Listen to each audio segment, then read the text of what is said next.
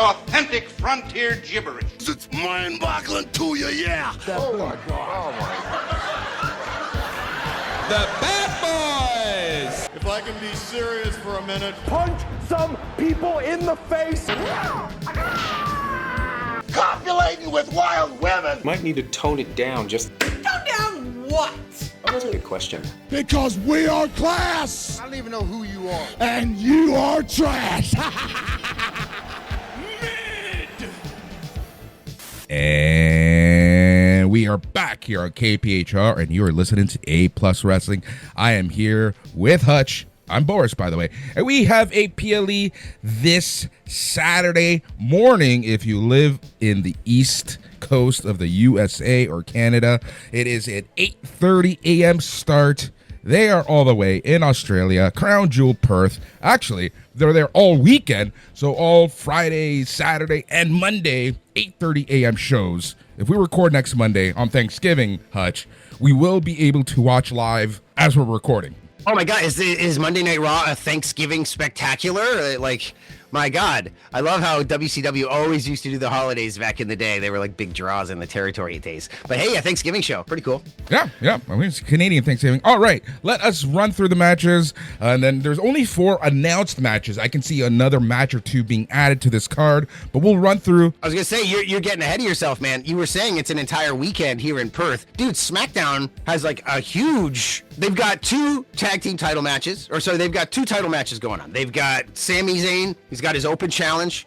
You've got the Wyatts taking on the Profits, and then they've got the last man standing match. So like they're trying to present SmackDown as something big. They keep in the PLE to like the 5 match, the lower match count thing that they've been doing lately. So I'm pretty sure that SmackDown, they're going to try and push it as a big deal. You don't think this is, it's not bad. I think all of these matches, or at least 1 or 2 of them, could have been on the PLE. Yeah, well, that's the point. Like, and this is something that I've been noticing. You bring up a great point, and that is because SmackDown happens typically the night before the PLE, I've noticed over the past several months where SmackDown has like a championship or 2, a match that you think would happen on the PLE. So I kind of see SmackDown as kind of like a, the preview show or a PLE plus or something along those lines, because it's true. You hit the nail on the head when you say that, right? And if we're having these 4 or 5 match PLEs, I've noticed that SmackDown has been trying to put a little something on their show. Well, yeah, Sami Zayn is going to have the open challenge. I'm pretty sure if I was Booker, it'd be Grayson Waller coming out with the New Day guys to back him up. All kinds of shenanigans. The crowd's going to go nuts. Might even get some support, but Sami can still go over without anybody looking bad. The Wyatts and the Profits. If you want to really, it's about time we do something with the Profits. Don't tell me we've been teasing all this stuff for so long to do nothing with it. I think the Wyatts need to go over. I think the Profits need to break up.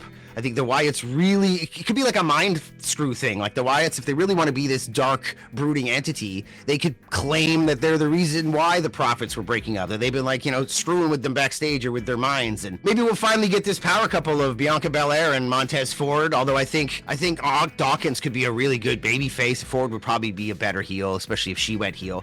But, they've still got DIY and Fraxium to go after the Wyatts, so I think there's some legs to the Wyatts still having the title, and if you take it off them, you're certainly killing them. And no reason the Profits should have the titles if they're going to be teasing this breakup in any fashion. So I think that's a decent match that they could give some time to and put some drama behind. And then you've got the match that should have probably been on the PLE if ESPN wants to not give C ratings to all this kind of stuff. I mean, Priest and Black in this last man standing match on a PLE would have had no commercials. They probably would have been able to go harder, be a little more brutal than they would on SmackDown. But, at least it's giving it a big main event for SmackDown, because I think those other 2 matches I mentioned are fun matches, but they're not main event material. So, SmackDown, they're trying to make it a big deal.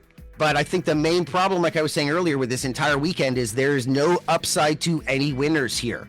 Priest, what is the upside to Priest winning? It just makes Black look like shit. Black needs to win this match, in my opinion, because what are they going to do with him after? He could have some great matches with Cody, a little win like this, and maybe challenge Cody off to the side or something. Maybe Cody get his confidence back after hopefully losing tonight. But this match is ambiguous and weird. But from here, I think Black should win. But from here, I have a problem with a lot of the matches that have been put together for this entire PLE. Yeah, I agree with you. It's weird. The booking has been very weird in WWE. Like, I've been questioning it a lot more and more and more, and it is taking me a little bit away.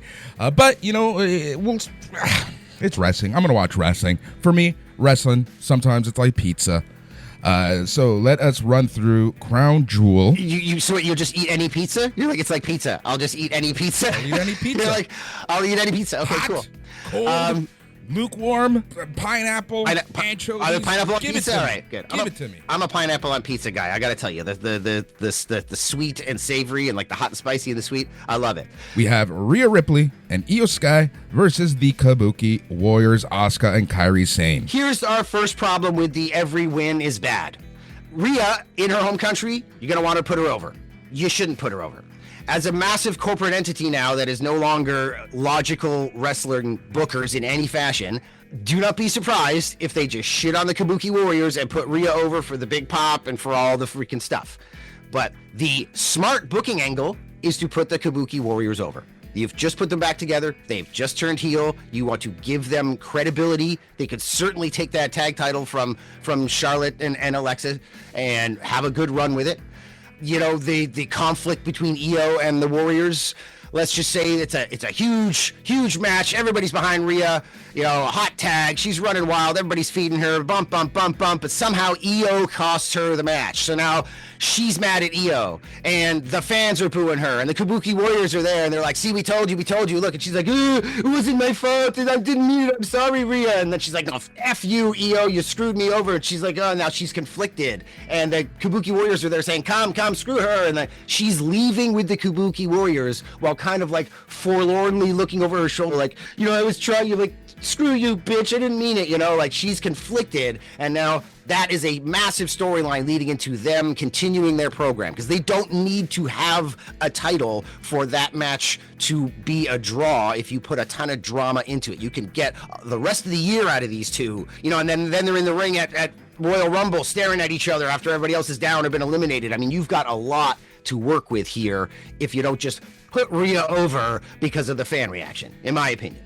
I agree 100% with you on this, and this is my issue with this match, right? It is, like you said, now we in terms of the booking, who are they booking for? They're booking for the monies. They're booking for the corporate gods. They're booking for TKO at this point. This gives you an opportunity if you go with the booking that I was just saying, the conflicted Io leaving with the Kabukis. You know, now she's in the War Game match on the heel side, and she's conflicted throughout that as well.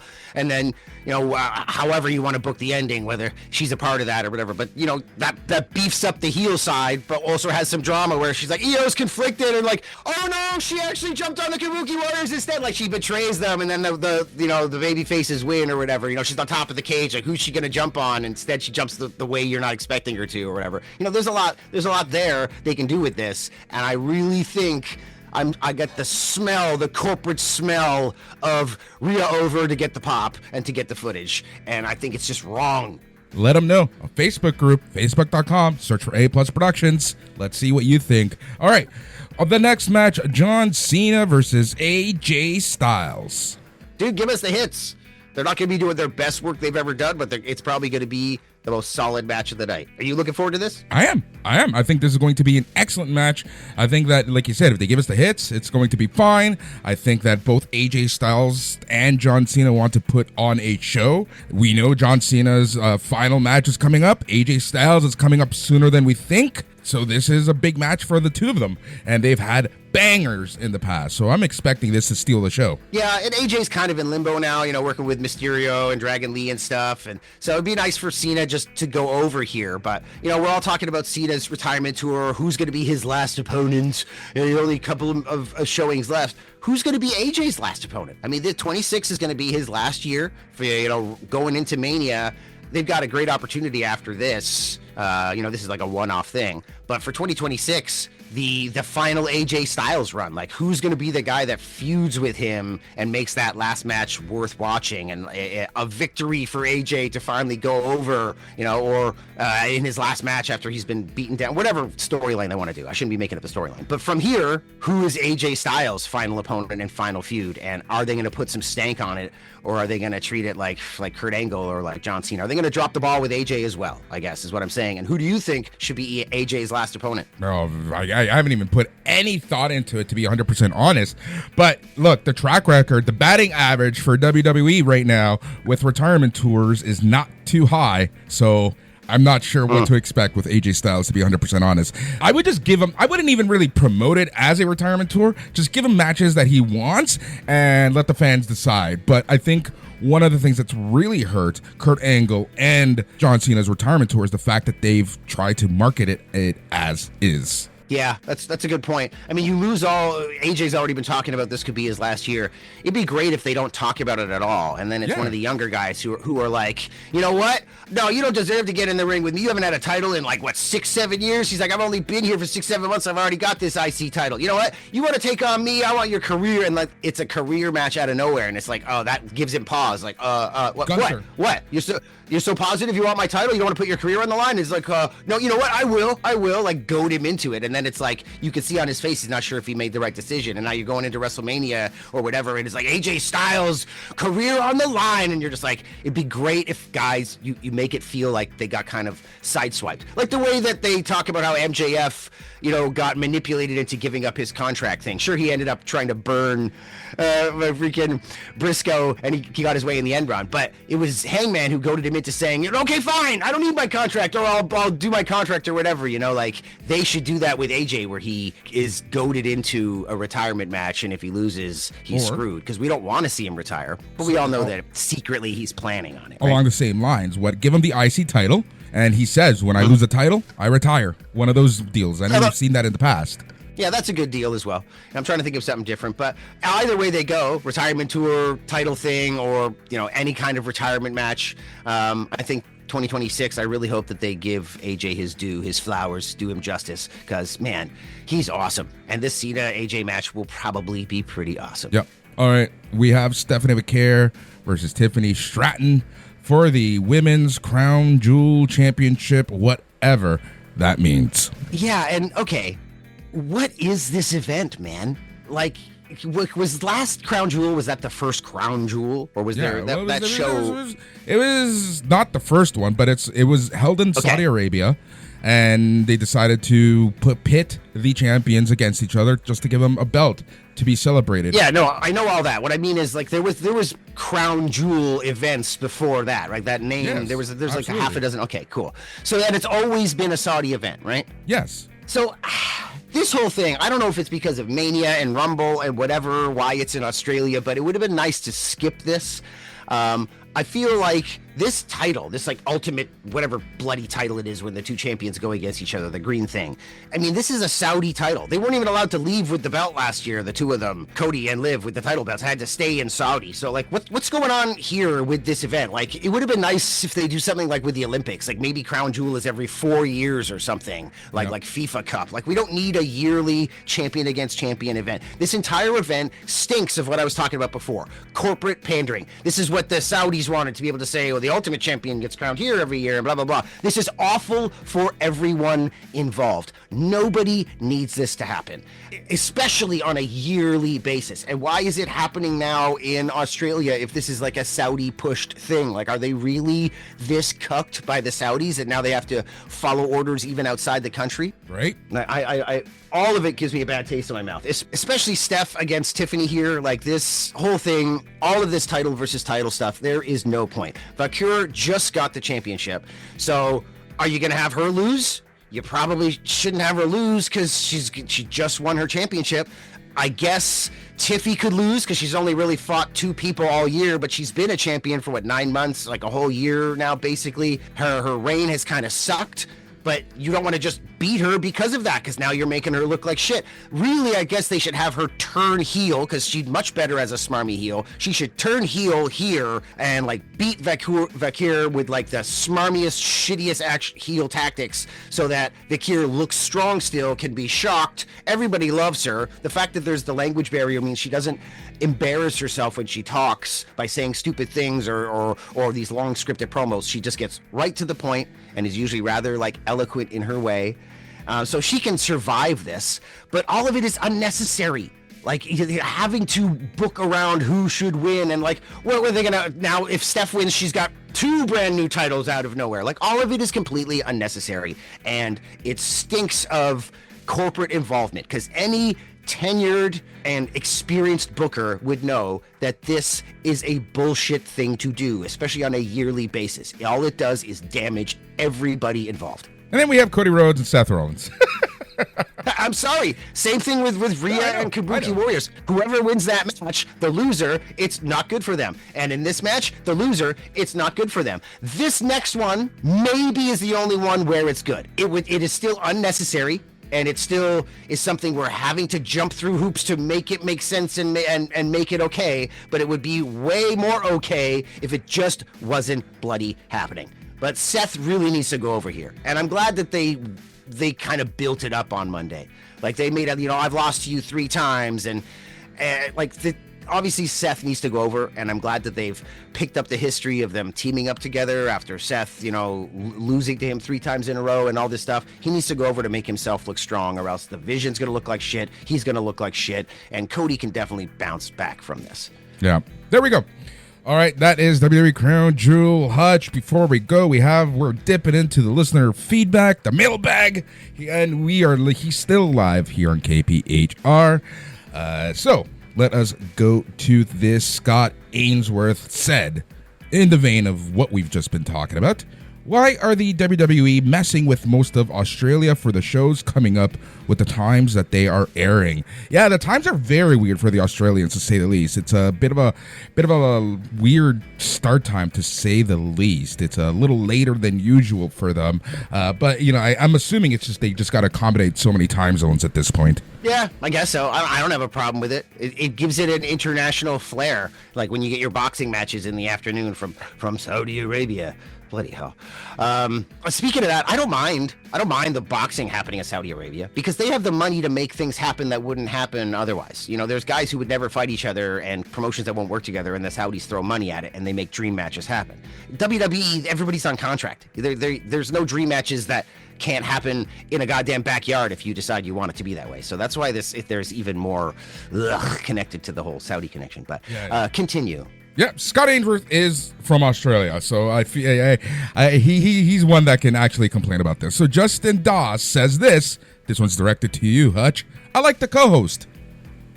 Is that a question? Or no, that was a statement. Thank you. That was a statement. Thank you. There are days that I am kind of partial to myself as well, but they're few and far between. I love it. All right, Blaine, thank you as always. This is what he had to say. I found this week's NXT to be very entertaining, but illogical at the same time. The men's match looks decent, but why no Oba? Even if he's being called up, the guy dominated the brand for a full year. He can't do one more match in NXT. And Kalani capturing the women's team, captaining the women's team makes no sense either. Outside of last weekend's pay-per-view, she hasn't wrestled at all for TNA. Why would they even trust her? Jakara Jackson, or whatever her name she goes by now, is another one who's been in TNA for a cup of coffee, and literally no one thinks of her when associating with the letters TNA. It's understandable why. You're darn right. Yeah. It's understandable why Masha isn't on the team, but for God's sake, if you're not gonna use Tessa Blanchard, then just fire her. If they were so concerned about the controversy surrounding her, why did they bring her back in the first place? Speaking in kayfabe terms, this is a woman who literally won the women's world title. Why wouldn't you want someone like that on your team? Also, Mustafa is a babyface when it's convenient, but still a heel in TNA, just like Finn Balor was a babyface last week and back to being a heel this week. I am kind of interested to see where Jordan Grace and Joe Hendry fit in. Maybe we'll end up getting a third team of Outcasts. Well, that's been answered already. As far as the TNA women's team, I hope we get a 97 uncensored scenario when Piper just replaced his entire team the day of the show. That team looks awful. So it's like things are kind of confusing and weird, and let's lean into it. Let's bring Vince Russo in here. Let's go full WCW 2001. Woo! Just replace the whole team at the last minute. You know, hey, whatever. All of this is crazy. Like you were saying, like Kalani, you're like, can we trust Kalani Jordan to be the leader of the team? No, you can't trust anybody whose parents names them Kalani. Obviously, she has a ridiculous upbringing, and her parents are morons or hippies or something. Like, what is going on? These people, and she's decided for a living, she wants to be beat up for a living. These are not normal people. They can't be trusted with anything. I love that so freaking much. All right, here we have some questions from Joe Aguinaldo, the former host at another network that we used to do stuff in. I used to do stuff in. This is what he says. In no particular order, potential Hall of Fame inductees and your thoughts on Steph being inducted. I feel like they did it early because they wanted something to announce at WrestlePalooza. Like, I feel they made some changes at the last minute, but they promised some surprises, so that was one of them. But yeah, Steph, I think they're going to get rid of Triple H and Steph sooner than later. You know, within 5 years at the most. I don't think either of them are going to be involved anymore. So yeah, get him in the Hall of Fame. Could even be 2 years. Like, think about it. Like, I don't.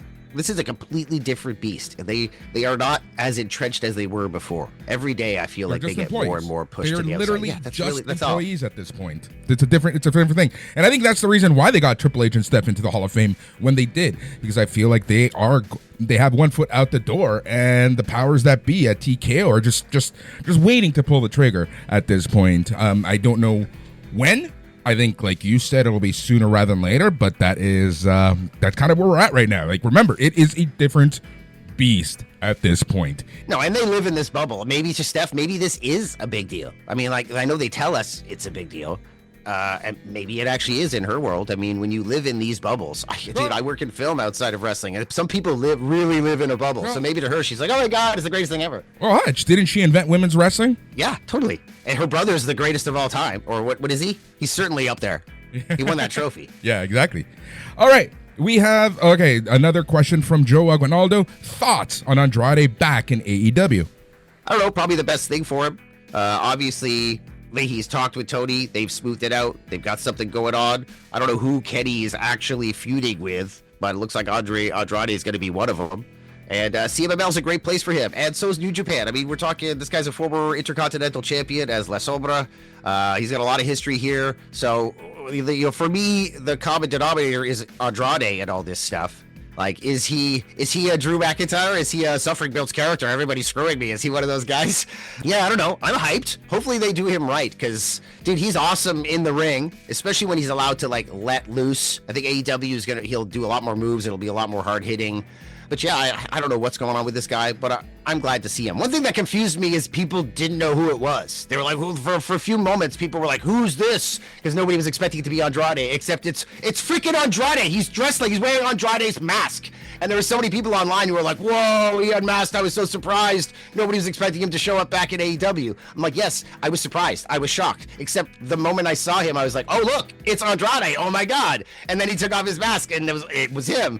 But I feel like some people didn't know until he took the mask off. I'm like, are you people crazy? He's wearing his own mask. Right. Anyways. Yes. I agree with you 100%. Like, it was one of those things as well. Like, as soon as I saw him, I'm like, oh, look, Andrade's back. So I was surprised to see Andrade, but I wasn't surprised to see that it was Andrade. Like, if that makes any sense. Yeah. Anyways, good for him. We'll see what happens. You never know. Watch him be gone in like a month. That's exactly it. Like, the unfortunate part with Andrade, it seems like he's his own worst enemy anywhere he goes, right? So hopefully he has a better run this time. Hopefully he can stay out of trouble. Hopefully he can keep clean and not let the Latino temperament take over. Does Roosh seem like a stable human being to you?